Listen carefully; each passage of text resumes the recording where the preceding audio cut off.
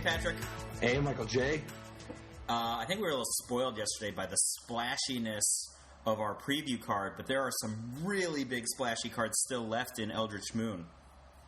Oh, yeah. I mean, Eldritch Moon spoiler season has definitely been a rapid fire. I mean, they've kind of tightened the spoiler season a little bit and had them come out much faster and harder. But here at Top Level Podcast, we can take it. So we're back for a second episode this week. And what better place to start than the newest member of the Gatewatch? What do you think of Liliana, the Last Hope?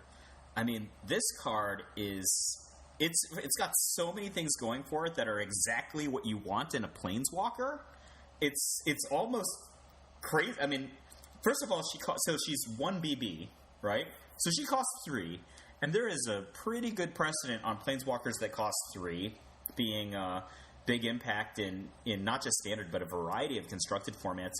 And her +1 ability is a very legitimate self-defense ability, and she has built-in card advantage. So it's +1. She starts with 3 loyalty base. +1 up to 1 target creature gets -2/-1 until your next turn. Her second ability, -2, put the top 2 cards of your library into your graveyard. Then you may return a creature card from your graveyard to your hand.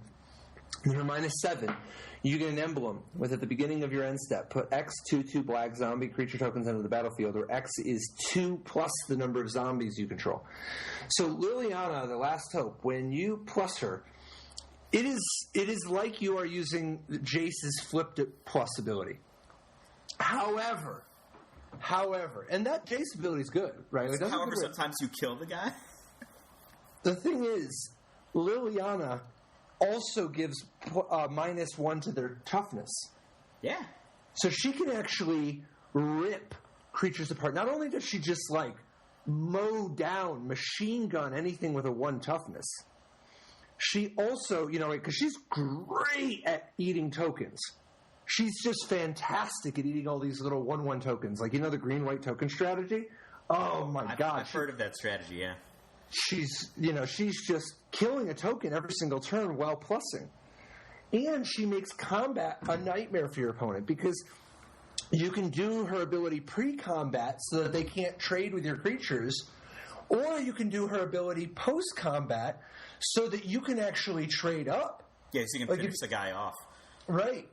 So you could just send a 2/2 into a 2/3 or something, right? And then play her post-combat. No. If you just have a 2/2 and they have a 2/3, you do it pre-combat so that it's just a 0/2. Well, no, maybe sometimes you want to actually kill the creature, right? That's well, no. They just don't. They wouldn't block.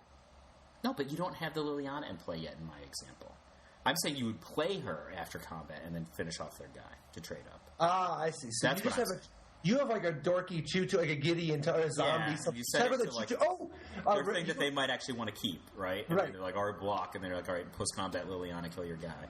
And it's plus, not minus. You're so used to... Yeah, so she goes up to 4 loyalty already. So she's going to be, for a Planeswalker that costs 3, I mean, this is the Liliana of the Veil is the only Planeswalker. No, I think that this one might even protect herself even better amongst Planeswalkers that cost 3. What Planeswalker that costs 3 is this good at? Maybe, I guess, Nissa, Voice of Zendikar, is similar. But Liliana is just incredible at protecting herself for a Planeswalker that costs 3. Oh, taking down key utility creatures is awesome. She can kill, depending on format, right? A Noble Hierarch or Birds of Paradise, something along these lines. It's cards that aren't very big but are highly, highly impactful in the game. And so then the fact that she can protect herself so well is great because it's tricky with the ones, how much the plus plays into the minus. But looking at her ultimate, which I think it is worth jumping ahead to kind of look at her ultimate, because if you only have to plus her 4 times before you're threatening her ultimate. And her ultimate is an emblem that gives you the permanent ability that if you have no board at all at the beginning of your end step, you get 2 black zombie creature tokens. And these are actually untapped. But if they somehow live, it starts scaling. 2, and then 4, and then 2, and then 6, and then 14. It scales very rapidly because she's more than doubling your zombies every turn. Double +2, which is kind of crazy. Yeah, she's a great fortress card, right? Like, she's awesome at defending you earlier and defending herself, but then you get to a point where she's just everything you need, right? You play her, she's not very expensive, she can defend herself early, you get like 1 or 2 untaps with her in play. She's very, very good at keeping the game not out of hand, and then at some point, she goes over the top. Like, very, very late in the game, she's everything that you needed. Like, you could spend all the rest of your cards on just suppressing the opponent's strategy or killing their creatures. She's going to help you kill their creatures. Then because it's an emblem, at some point there's 40 zombies on your side of the table. Yep. And then she also has this -2 ability. And just to be clear, that ultimate is a very real part of her power. She's so good at protecting herself, and her ability is so strong, and she's so cheap. I mean, for a planeswalker with only, a planeswalker that only costs 3 to be threatening ultimate in 4 turns, that is very, very fast. And then this is a very powerful card. -2. She has this option. -2. Put the top 2 cards you bring into your graveyard and return a creature card from your graveyard to your hand. You can get some really good card draw from her.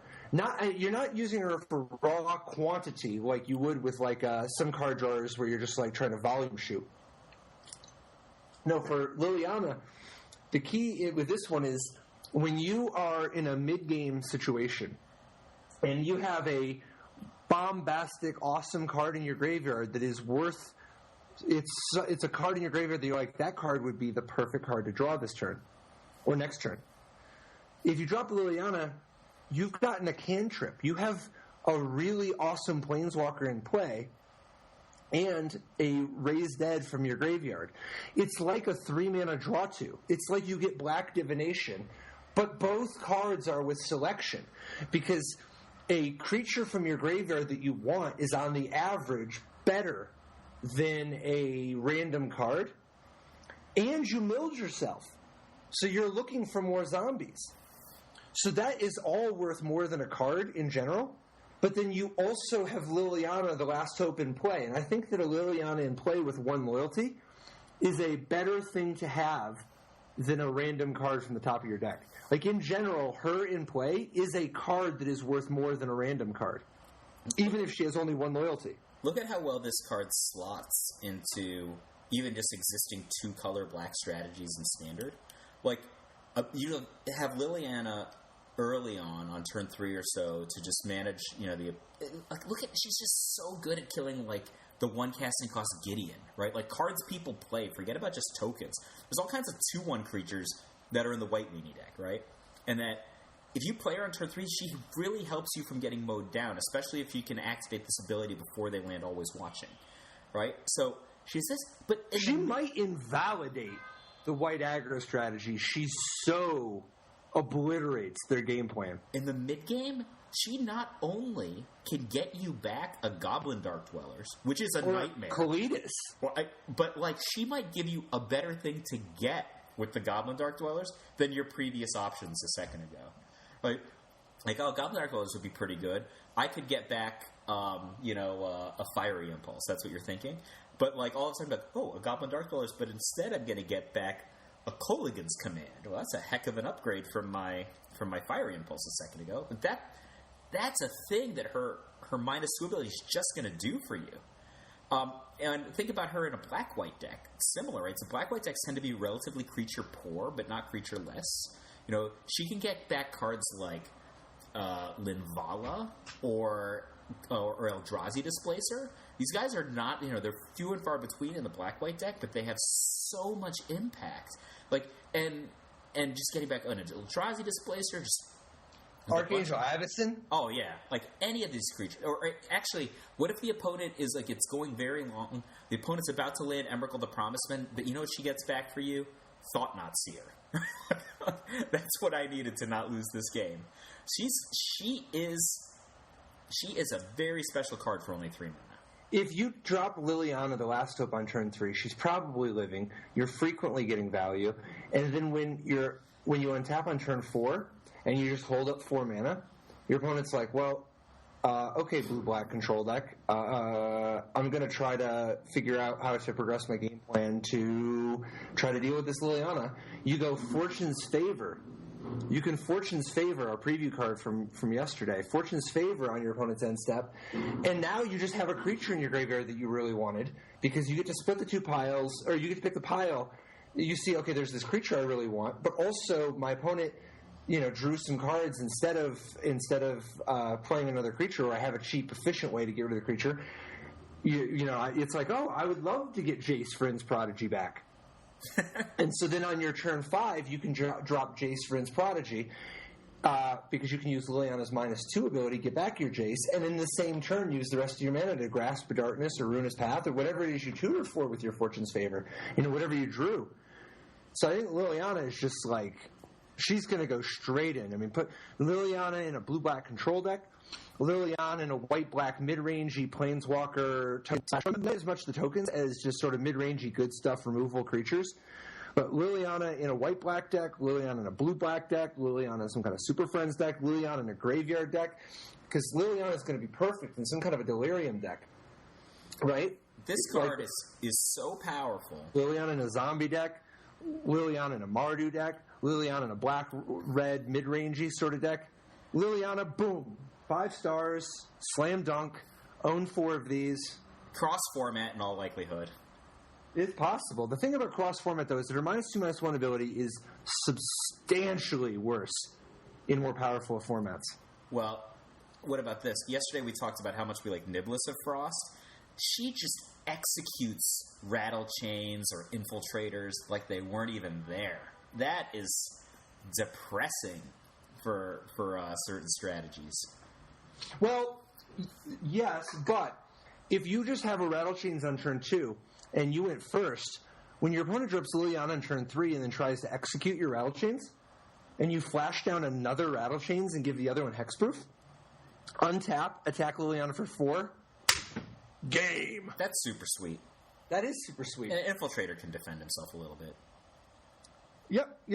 There's a lot of tactical things that you can try to do. Also, if you just Essence Flux the rattle chains, like let's say you just don't even have another one, if you Essence Flux the rattle chains, not only does it dodge the -2/-1, it comes back as a 3/2, so that now it's no longer vulnerable to getting picked off, and it actually chunks Liliana, immediately knocking her down to 1, so that she doesn't have the card draw option. And if they try to shrink your guy again, you still, at least Liliana's like paralyzed, where she's no longer gaining loyalty or killing your creatures. But it's a tactical thing. I mean, not everybody just always has Essence Flux for their rattle chains. I think in general, Liliana, I don't think that she's, let's just be clear, I personally anyway, I don't know about how you feel, but I don't think she's as powerful as Liliana of the Veil, but I think she is different. And I think she is much closer to Liliana of the Veil than she is to, a Ajani. I don't know. All the 3-cost planeswalkers are always just so good. So she's great. She definitely belongs in the 3-cost planeswalker club. Oh, she's going to be a whiz-bang slam dunk. Yeah, I think she's standard. Yeah, I think she actually belongs in the same room, the same tier, the same conversation as Nissa, Voice of Zendikar. They're at least they hang out at the same clubs. They're in the same Gatewatch. So, do you know anything about the story? So Liliana just straight up joins the Justice League. She is the last, and she has an oath now. Yeah, well, she takes the oath. You know who turns down the oath? Well, we'll get to that later. Yeah, Liliana completes the cycle. She joins the oath. Oath of Liliana is 2 and a black, legendary enchantment. When Oath of Liliana enters the battlefield, each opponent sacrifices a creature. A creature, mind you. That's a big game. At the beginning of each end step, if a planeswalker entered the battlefield under your control, put a 2/2 black zombie creature token under the battlefield. Untapped, I might add. This card is and insane. I love the flavor text. For an oath. I'll keep watch. Happy now? Like, she's just an edict for 2 and a B, which is 1 mana more. Well, I mean, there's just edicts people played for 2 and a B. For example, I mean, they have other abilities like you could with upside. I'm just saying with upside. You're just paying 1 more. You would like 2 mana edict straight up is like a legit all the time card. 2 and a black, Oath of Liliana. you get an Edict, and then for 1 more mana, you're getting a kicker of a 2/2 zombie each time a Planeswalker enters the battlefield under your control. You literally only need to get 1 zombie ever to easily pay. But you're ahead already. If you ever get a zombie, you're ahead. I mean, probably you're going to get more than 1 because if you're ever playing this card, you probably have multiple Planeswalkers in your deck, and nobody can remove it. So, this card is bananas. It's great. It's great. The biggest thing holding it back is that 3 cost is there's a lot of competition. Well, so yeah, like Liliana herself. Like, yeah. you have to, like, how greedy am I, right? Like, I have to play Liliana or Liliana's Oath this turn. This card's really good. I love how much Oath of Liliana forks your opponent. Because on turn 3, your opponent's like, well, I don't want to play my 1 toughness guy. I don't want to make 2 1/1 tokens. Because Liliana's going to come down and would eat 1. So instead, I'll just play one creature that's just like a 3/3 or whatever. And then you go Oath of Liliana, eat your 3/3. Which is sort of the experience of the original Liliana. Or not original, but the chain or the Liliana of the Veil. So then you drop Oath of Liliana, eat their 1 creature. They're like, oh, okay. And now when you follow up Oath of Liliana with Liliana, the Last Hope, you also get a 2/2 to protect her. So you have Liliana, you shrunk something, you have a 2/2. I mean, you're just like really doing it. I think Oath of Liliana is very real, particularly in some sort of I think a white-black deck is the perfect home for Oath of... Agree! Right? Turn 3, Oath of Liliana, turn 4, Gideon? There's just like 2 2/2s? Like, yes. No one even beats you from that spot. Like, what cards do you need you're so far behind. I could imagine a white-black deck that uses 3 or 4 Liliana the Last Hopes, 4 Gideons, an Ob Nixilis or 2, like a couple Sorens, like the you don't have to have 20 Planeswalkers to make Oath of Liliana good. I think you could literally have 8 Planeswalkers and have Oath of Liliana be good. How insane is Dark Petition in this deck, right? You're just like, set up, Oath Gideon, and then you might even be in Dark Petition range. Wow. You go Dark Petition, and then 3 mana Liliana on turn 5, right? Like, I mean, so you have 3 tokens. You nuke their guy. It's the fact that you can Dark Petition up either Liliana the Last Hope or Oath of Liliana is very exciting. But particularly, remember, Liliana the Last Hope, by the way, just to be clear, Liliana the Last Hope is very good at making sure that your Dark Petitions get turned on early. Because, like, normally you just have to sit around and wait until you've cast, like, enough Grasp for Darknesses or Declaration in Stones or Anguished Unmakings or Secure the Waste, whatever. Liliana's milling yourself for 2. You're going to incidentally pick up a sorcery here or there or an instant here or there. And that's pretty exciting.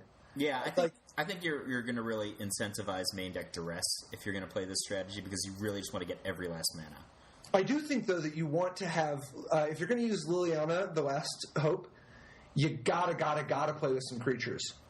You don't have to play that many, but I think that it is important to have somewhere in the space of 8-ish, 7 or 8 minimum. It'd be nice to have more, but I think you gotta have some high impact creatures because it's an important part of Liliana's game plan that in the mid or late game you can drop her as a virtual 2-for-1, not even a virtual, as a straight up 2-for-1. You can drop her like a black divination. Because black loves to have stuff like Read the Bones, where they can actually get their own divinations. And Liliana the Last Hope, being able to come down and get back a Eldrazi Displacer or an Archangel Avacyn, that is a big deal. You want to make sure you can find... And it's tricky to balance all these things, because if you got like 8 creatures, 7 or 8 creatures, and then like 8 or 9 Planeswalkers, the rest of your deck is going to be a mix of stuff like Duress, Read the Bones, Grasp of Darkness, whatever. Just a nice mix of different types of spells.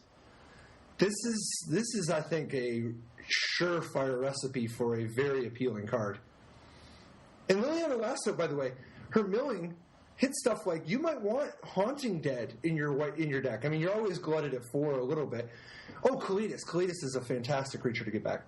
But if you mill Haunting Dead, one of the nice things is that you can get back your Kalitas or your actually you can get back your Eldrazi Displacer just because you're like, okay, well that's just a good card. But if you happen to incidentally mill a Haunting Dead value, you can now discard extra cards from your hand that you don't need, whether it's extra land or extra removal spells, whatever, to get a 2/2 and a 1/1 directly into play. And now your Eldrazi Displacer can blink Haunting Dead, and you can just go off with making tokens. That's very appealing. Dude, I'm so excited. So, Oath of Liliana works with the flip planeswalkers, of course. So if you flip your Jace or whatever, you can just instant speed get a 2/2. Oh, that's sweet. So, and it's possible. I think the Oath of Liliana is like, there are going to be some decks that use the other Liliana, because the Liliana that costs 3, even though that Liliana Heretical Healer doesn't really work that great with Liliana the Last Hope, just because like they could end up having to one of them, Planeswalker. Yeah, but you could use Oath of Liliana in a Liliana Heretical Healer type of way because they both make zombies. You could end up wanting to go this route of just, getting lots of zombies and lots of graveyard recursion that way. But actually, there is, we alluded to this earlier, there is a planeswalker that declined the oath. They went ahead and offered a position to Tamio, but she said, sorry, I'm glad you're in for consent when it comes to joining the Planeswalker Super Friends Club, but I have field research to do. Tamio Field Researcher is 1 green, white, blue, 4 mana, Planeswalker Tamio, 4 loyalty. You want to run through the abilities here? This is a lot. +1 is choose up to 2 target creatures. Until your next turn, whenever either of those creatures deals combat damage, you draw a card. Very interesting card ability. Oh, yeah. -2, tap up to 2 target non-land permanents. They don't untap during the controller's next untap step. And -7, this is the one that... draw 3 cards. You get an emblem with, you may cast non-land cards from your hand without paying their mana costs. What? Wow. Yeah, so let's start with that +1 ability, because this +1 ability implies so many things. Yeah, it's Ophidian on offense, or it's defense, kind of. Double Ophidian. So if you just have, 2 flying tokens, you can just drop her and instantly draw 2 cards with her plus ability. That's... if you are playing some sort of, whether it's Rattle Chains, Hangerback Walker tokens, or if you just have some tempo, your opponent drop... anything. I actually think that Oath of Gideon is really good friends with this card, and this card makes me want to play Oath of Gideon for a couple of reasons. Number 1... that ability, you have 2 tokens in play already, and if the way is clear, then fine. But defense on Tamio is important, and I just want the extra loyalty, because Tamio's ultimate is the thing on this card. Tamio's ultimate is a huge, huge, huge, huge threat. But let's skip to the ultimate then. If you drop your Oath of Gideon, she starts at 5 loyalty, and you plus her up to 6 loyalty. You're literally only... you have to... if you plus her 1 more time, next turn, you're threatening her ultimate already. It's on turn 6. Turn 6, you get Omniscience, which is a legacy card at 10 mana, although people don't usually pay to 10. And you get Ancestral Recall. Yeah, it starts with draw 3 cards. So in case you didn't have any cards that are awesome to play for 3, let me help you out there. And the fact that the draw 3 isn't even the full story. You get draw 3 and all your cards are free from here on out. Yeah? All your cards are free. Let's say imagine if you had a card that went back to your hand. What if I just blew my Tamio to cast the Omniscience ability, and then I just got another Tamio, which I could play for free? What if that happened? Do you think that'll ever happen in Standard, Patrick? Yeah. Yeah, I do. But I personally, I'm not sure that the ultimate is the thing I'm as focused on. I really think this +1 ability is what is popping. The fact that you can do it on your creatures and instantly, like, to just draw 2 cards, if your deck is built to take advantage of this, a plus, like, the thought of having a powerful Planeswalker in play with 5 loyalty left after I drew 2 cards, that's picture Steve Jobs' mind being blown right now. That's what, it's just like, and then you can do it to your opponent's creatures. Yeah, what if your opponent's like playing White Weenie and they have like a couple of 2/1s, and then you go up to 5, and they're like, what do they do? Not attack? Like, yeah. But not only are they attack. So here's the thing, though. It's not just that it stops their creatures from attacking. It stops their creatures from blocking.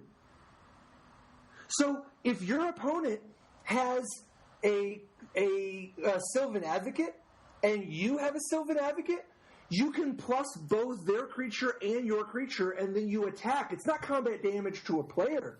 It's combat damage at all. So you plus your Sylvan Advocate, you plus their Sylvan Advocate. Your Sylvan Advocate attacks. They can't block, or you'll draw 2 cards. And then when they don't block, you draw a card anyway, because this is not Ophidian. This is just draw cards no matter what. All they have to do is rumble. So you attack with Sylvan Advocate, draw a card, and then they don't attack you with Sylvan Advocate, or you would draw another card.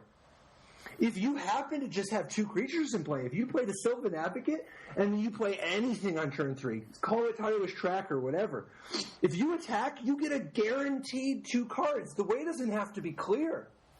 I mean, you can just do it. How, like, this will probably come up, and people will, like, just retire after this. Like, where I have a Sylvan Advocate, and you have a Sylvan Advocate, right? And then I activate Tamio in the same way that you just said. I attack, people go, oh, whatever, block. Because they're being, like, lazily blocking, right? So you're drawing, like, oh, my God. And then they attack because they weren't thinking about it. I'm not saying that this is something that we should really be... You look at very different things. People will do this. And I know the things that crush someone's soul. I don't think any people will ever do that against me. But they might do it against you. A soul-crushing thing that will happen at FNM. That is soul-crushing. That is the end. It's retirement. You are just hanging up the wand after that. Your Sylvan Advocate will never attack or block. You're always looking for the way to get like 8x value against the person who's just like the maximum amount devastated. I love it. It's but I think it's important to note that this is not Ophidian at all. She wants you to play a really creature-heavy strategy. What I wonder is how much can you use? Like, doesn't Tamio just like slot perfect into a Bant Company deck?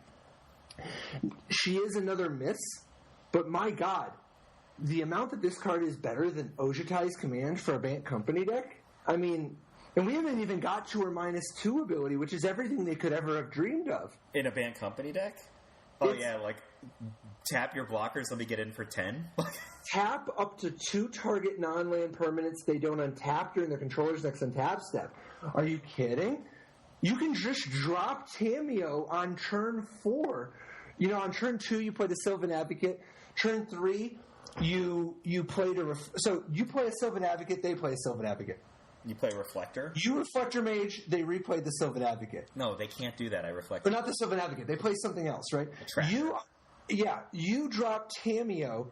You can plus and draw some cards, and your opponent drops another creature, and then you lock them both down and slam your opponent more. Your opponent tries to drop another creature, and now you can use her plus again. Because your opponent's creatures are still locked down. And the way is just clear, even if their creatures were bigger. This card is absurd. The fact that it's really tough. I think that just the casting cost is prohibitive, but there's already precedent for multiple good Bant decks in Standard.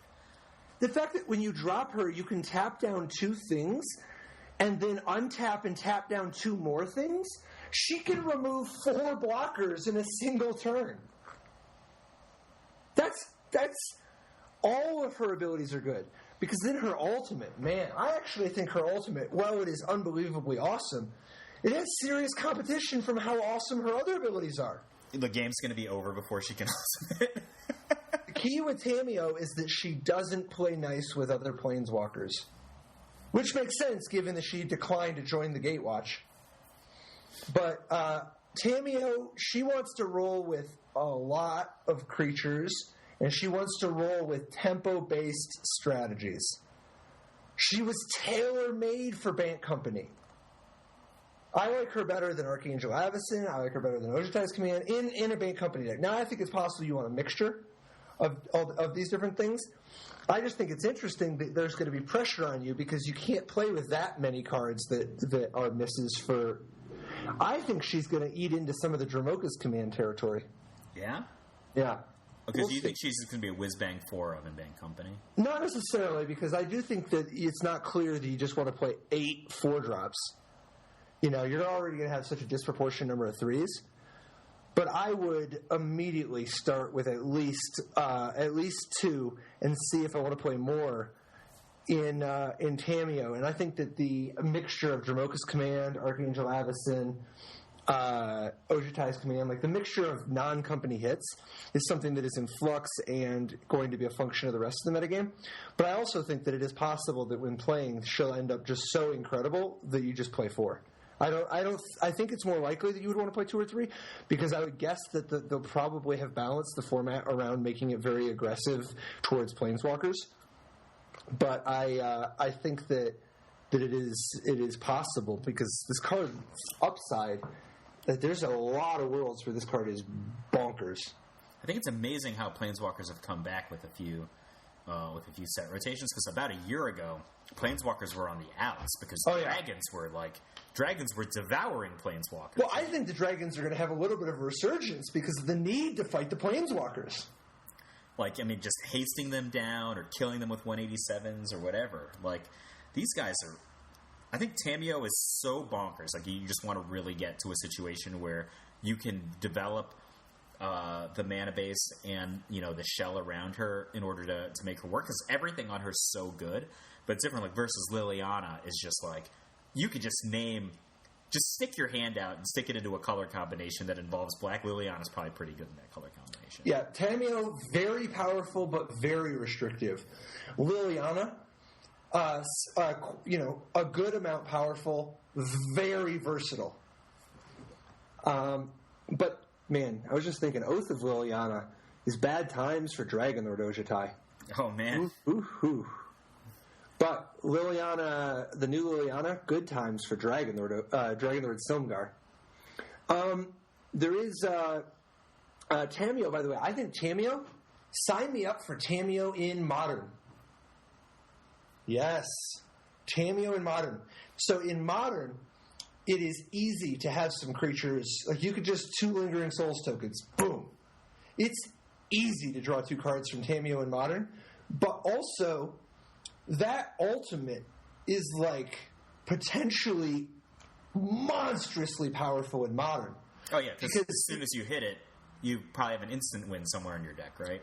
Right. So the key to making her an instant win with her ultimate effectively is you have one badass ultimate super and it might just be Emrakul, the original Emrakul, the Aeon's Torn, but it could be a number of other things. If you have Tamio, and then you have the ability, if you draw 3 cards, you could play with cards like Traverse the Ulvenwald, just because they set up your mana, they find Tarmogoyf, they find Snapcaster Mage. Traverse with Snapcaster Mage or Tireless Tracker, that's all good stuff. The moment that you Tamio Ultimate and you have in your deck 4 Traverse the Ulvenwilds, 4 Snapcaster Mages that could potentially flash back Traverse the Ulvenwild, maybe even Eternal Witness, and then you have other card draw, other library manipulation, you have other things you could be doing. When you Ultimate Tamio, you will start going off, find your Emrakul, win immediately. What if you're just playing a sweet creature deck and your only non-creature spells are Summoning Trap and Tamio? Right, so what's the way that you slow down some of these decks? Counter spells maybe. So Summoning Trap, you could just trap in Emrakul sometimes, but your deck is already just set up to go Accelerator, Good Guy, Tamio, get there quickly. Then you can just cast Emrakul. See, I think that you don't want to play with like a whole bunch of fatties. To take advantage of Tamiyo, you want to play with a bunch of cheap creatures, and at most one expensive card. I mean, you could do it if you just happen to be wanting to summoning trap anyway. You could, but I think that you're paying a heavy cost the more expensive cards you put in your deck in a deck like this. I would guess actually that it's even possible that the way to really abuse her is to have an incidental loop. Right, like imagine if you were playing some sort of a elf deck or something, or I don't know, Soul Sisters, some kind of a deck that's got a bunch of creatures anyway that are cheap, aggressive, do their own thing. But if you ultimate Tamiyo, you can create a loop where, I mean, this is a bad implementation, but imagine if you had a Mana War that you wanted to play anyway. You're like, okay, Mana War just fits my strategy for some reason, whether it's a tribal thing, I don't know. If you had some kind of a Mana War, and then you just Mana War your own Mana War over and over and over and over again. To generate triggers. To generate triggers for something. And I don't know what the perfect implementation is, but I would guess that when you start going through looking at all the different modern creature types, there's going to be spots where we're going to find some kind of a crazy loop where you can just go off infinite. Where you can, I mean, because like Cloudstone Curio does it, sure, but like, I mean, I wouldn't be surprised. She's in the same colors as Sky Hussar, so if you have anything that you might want to Sky Hussar. The fact that she makes your spells free makes me think that the way to abuse the ultimate, the hardest, outside of just a deck that can incidentally find an Emrakul and is okay with just playing Emrakul or something, it's possible that you could just set up some kind of an instant win deck where you are able to abuse. I mean, there are ways to win the game when all your spells are free, you can use a lot of cards that in ways that would not normally be intended. And you can just, like you said, you just play one of them, right? And it's not too prohibitive on your average draw. But the fact that Tamiyo plus, like, Planeswalkers can live in Modern a lot anyway, just because not everybody has creatures. You know, half the decks aren't necessarily pressuring your Planeswalker that hard. But then she also, drawing 2 cards is so valuable because the cards are so good in Modern. And then also, when you minus her, it is tactically devastating. Because, like, if you just have a Tarmogoyf and a Knight of the Reliquary, if you go Tarmogoyf, Knight of the Reliquary, and then you just Tamiyo on turn 4, you might just be crashing for like 8 damage already. And their guys are locked down. I think Tamiyo is going to be the real deal in Modern, let alone Standard. That sounds believable to me. I'm not even convinced that she's not going to be Legacy. Yeah. I bet Tamiyo Field Researcher makes top 8s in an SCG Open or bigger in the next year for a Legacy. And there aren't even that many Legacy events. All right. Tamiyo, Field Researcher, every 4. I don't know if she's going to make it in Vintage. Actually, I don't know about Vintage. She said 4 in 3 different colors is not the easiest thing to land in Legacy. Even the Jason and Mind Sculptor decks are often only 2 colors. This is a waste land format still. Yeah, I can see it. I'm definitely signing up for Standard, right? I think that you make a compelling case for Modern, but a Wasteland format with Force of Will and Days is a different thing. And I'm personally played a lot more Legacy than I've played Modern. How about this card? This is a little bit cheaper than Tamiyo, but I think will have also a very high amount of impact. Eldritch Evolution, so it's named after the set. It's 1 GG for a sorcery. As an additional cost to cast Eldritch Evolution, sacrifice a creature. That no card has ever started well that way, by the way. Okay, the next word is search. Still very bad. Search your library for a creature card with a converted cost of X or less, where X is 2 plus the sacrificed creature's converted mana cost. Put that card onto the battlefield, then shuffle your library, exile Eldritch Evolution. So it's a mana cheaper than a natural order, a little bit more restrictive, but it's the only natural order we have, especially in Standard. But I think there are a lot of interesting possibilities with this in other formats than Standard even. Well, but the thing about natural order is that it gets green creatures, right? Yeah, this can get any kind of creature? Any kind of creature. Oh. Right? Yeah. And it doesn't care about, they don't have to color match, nothing. It's any creature. So this one is a natural order for 1 mana less that's legal can get any color, but it is only the creature has to cost 2 more, exactly 2 more, or less. So it's X or less. So this card has generated a lot of hype already, and rightfully so. To me, when I look at this card, the way I start to analyze it is that you're paying 3 mana, but you're netting 2 mana, because you're taking if we assume that if we start just as a baseline, your creature in play is worth however much. If you were just sacrificing something fair that gave no triggers, nothing. If you were just doing it straight up fair, your card in play is worth however much it cost. Ostensibly, you paid that much. You thought it was worth that much. You're getting a creature that costs 2 more, so you're netting 2 mana. So Eldritch Evolution costing 3 mana means you're actually down a mana. So it's like you've spent a mana, and then you're also down a card because you used Eldritch Evolution to change your creature in play into something else. So instead of just getting a second creature. So it is like you are worldly tutoring. It has the baseline. It is baseline worldly tutor of sorts. You get selection, like worldly tutor, any creature you want, and you're getting now it's any creature within the set that it requires, but you're getting it now. But it is just in a pure mana efficiency way. It is like worldly tutor, and I think like worldly tutor, if you just do it without trying to cheat the system, you're only cheating yourself. Right? You don't want a worldly tutor without breaking it in some way. Yeah, the only but this card is substantially more of that card I've ever heard of, outside of combo decks, was Worldly Tutor for the 5th Wild Mongrel, which is kind of horrible considering how Wild Mongrel works. But yeah, but Eldritch Evolution, it's much more abusable, because what you can do with Eldritch Evolution is sacrifice something that isn't actually worth the amount of mana written in its upper right corner. One possibility is an Enters the Battlefield trigger. If you sacrificed a creature that has an Enters the Battlefield trigger, you already got a bunch of the value. And if you sacrifice a creature that actually costs less than the amount because you cheated it in, for instance, there's a vampire that costs 5, Valdarin Pariah, that has madness of black. There's a whole bunch of these different cards that cost 5 that have madness for 3. There's, Valdarin Pariah. There's obviously a whole bunch of them from the previous set that were just, the Incorrigible Youths, anything like that. There's a bunch of creatures that you can madness for 3 mana. So on turn 2, if you play an outlet, turn 3, you madness it. Turn 4, you can just put a 7-drop into play if that's your jam.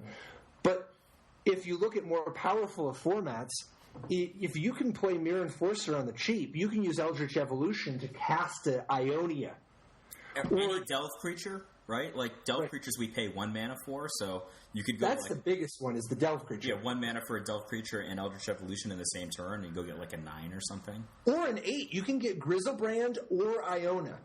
The fact that you can just go get Griselbrand or Iona, that's absurd. It is easy to play Gurmag Angler or Tassiger, because Tassiger doesn't get Iona, but Tassiger does get Griselbrand. It's so easy to play Tassiger and Eldritch Evolution on the 4th turn and just have a Griselbrand. Or you can just have a Griselbrand or an Iona on turn 4. Actually, it's easy to play Gurmag Angler and go get an Iona. This card is going to be a messed up Magic card in Modern.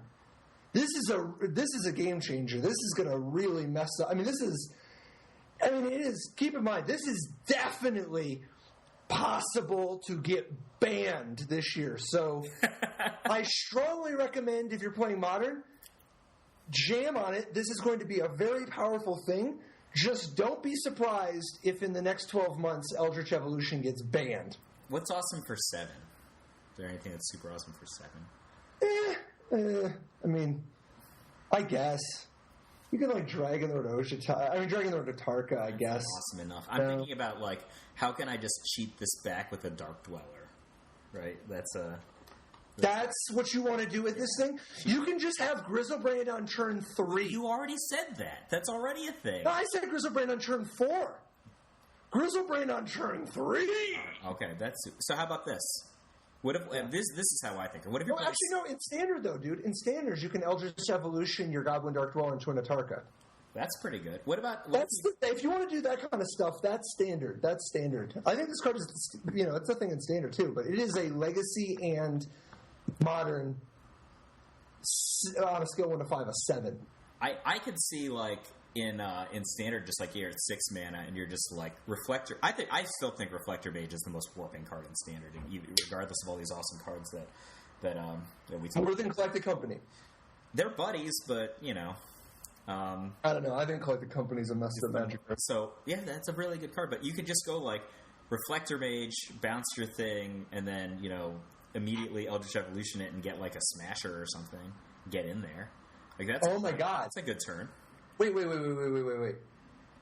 Can you just Reflector Mage on turn 3, your opponent's thing, and then on turn 4, Eldritch Evolution, sacrifice your Reflector Mage, get Goblin Dark Dweller. Dark Dweller comes into play. Get back. No, the Eldritch Evolution it's not in your graveyard yet. Well, at the point that the Goblin Dark Dweller resolves and uses his ability, it is in fact in your graveyard. Are you sure? It has to resolve, and then the Dark Dweller comes into play. Think about it, right? So the Goblin Dark Dweller doesn't have to... It wouldn't be on the stack anymore, right? That would imply that the Goblin Dark Dweller could do something. Okay. Yeah, so if the Dark Dweller just comes into play, you sacrifice the Dark Dweller to the Eldritch Evolution, and then you just put Dragon Lord Atarka in play. Yeah, that's a thing. That's why I was asking if there's any Sweet 7s. That's a thing. What do you mean? Is that in standards you can literally just use Eldritch Evolution? That can't be right. Do you really just? Oh, it's Exile Eldritch Evolution. Ha! Right. Knew it. That would be too broken. I knew it. Eldritch Evolution exiles itself. But you know what you can do? I guess we just didn't read it all the way down. You can go like all 187s, right? You can go like Nissa into Goblin Dark Dweller, Goblin Dark Dweller, Atarka. I was like, there's no way they would just make it so the Eldritch Evolution is a guaranteed turn 4 Dragon Lord Atarka with anything in standard. No, they would never do that. Thank God. I knew they would. Okay, good. But you can still do some insane things if you play a Jace on turn 2 and loot away an Eldritch Evolution and already have one. Then on turn any 3-drop, then on turn 4 you can just make an Atarka in your 187 value deck. And it's not always just Jace that loots your Eldritch Evolution away. And I think it's not. I mean, it's not nothing. Like you have other spells, like you Fortune's Favor and you flip Eldritch Evolution. It's just something to keep in mind that the Goblin Dark Dweller can actually rocket you up the chain if you play with any way to get Eldritch Evolution in your graveyard. Yeah, I think this card is going to be a sweet beans. Man, but dude, there's even more. So the Emerge Eldrazi. The Emerge Eldrazi let you so like Decimator of the Provinces is a 10-drop you can play for 9 minus the cost of a creature you sacrifice. But there's some that are smaller that are actually very easy to rocket up the chain even more. If you play so it's very easy to play a Distended Mindbender on turn 4. Like on turn 3, you play any 3-drop at all. And on turn 4, your Distended Mindbender comes down, which is 8 colorless for a 5/5, Emerge 5 BB. When you cast Distended Mindbender, target opponent reveals his or her hand. You choose from it a non-land card with converted mana cost 3 or less, and one with a card with converted mana cost 4 or greater. They discard those cards. So if you play... That card is sweet. That card is super sweet anyway. Super Torok, yeah. But the other one, though, Elder Deep Fiend... is even better for the combo I'm about to describe. It's 8 colorless for a 5/6 flash with Emerge 5 blue. And Emerge, obviously, you can sacrifice a creature in play to save that much mana off the Emerge cost. And then when you cast Elder Deep Fiend, tap up to 4 target permanents. So I think this is, at a baseline level, a weaker card than Distended Mindbender.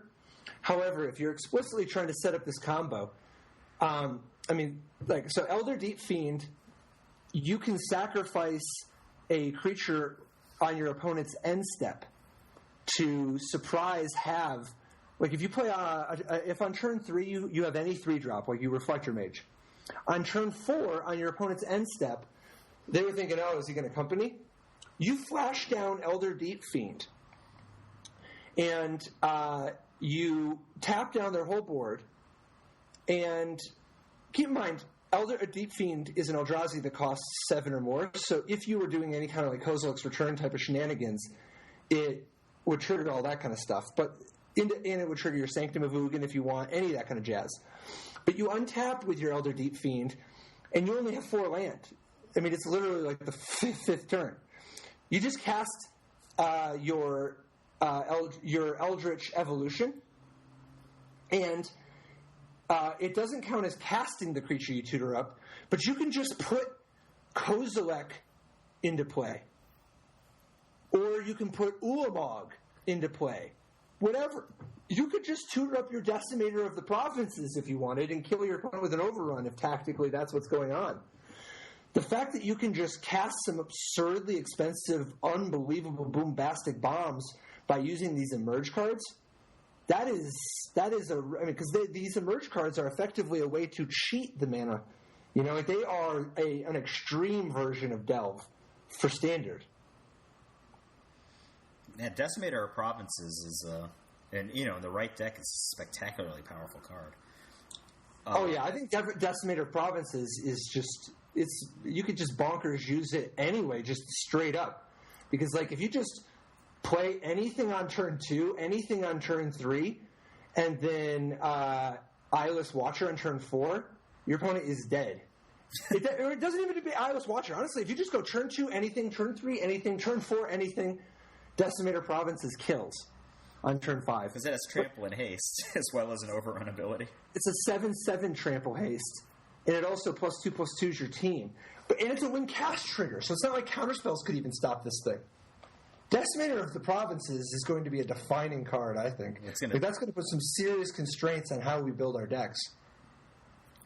Decimate some provinces, probably, and faces. All right, so let's do one more card and then and call it a cast. Sure.